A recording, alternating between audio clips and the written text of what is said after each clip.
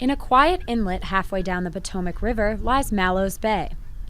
Poking out of the shallow waters are the spiky hulls of nearly 200 warships from the early 20th century. Don knows the bay better than anyone. Each time he canoes here, he is reminded why he keeps coming back. We have here a laboratory which we can test and study and bring tourists to see history in the flesh. These wooden skeletons are the remnants of an ill-fated fleet commissioned during World War I, though none of them actually made it across the Atlantic. A probe revealed that these steamships were poorly designed. A local marine company then bought them for parts and transported them to the bay. When that firm went bankrupt, several other salvage companies tried their hand at the remaining metal, but to no avail.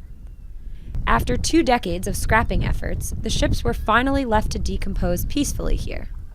Today, the rotted fleet is the largest collection of visible watercraft from World War I in the world. It's rather ironic that we have these ships which were engaged in a massive war of destruction now being reclaimed by nature. The decaying ships also hold environmental value, acting as mini ecosystems within the bay.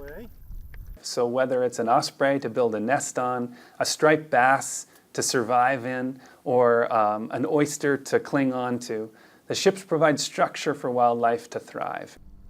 In 2014, NOAA announced its intent to designate Mallows Bay as a national marine sanctuary.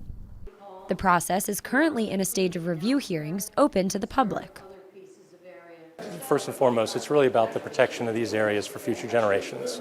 I think second of all, it's really about the sustainability of the communities that are kind of tied to the natural and heritage resources of this area. Residents are hoping the designation will put the area on the map and allow it to become an ecotourism driver for the state of Maryland. But Mallows Bay has a long way to go before it officially earns the title of marine sanctuary. The proposal must next be reviewed by Congress and the Governor of Maryland before it can receive its title, which would happen at the earliest in the fall of 2017.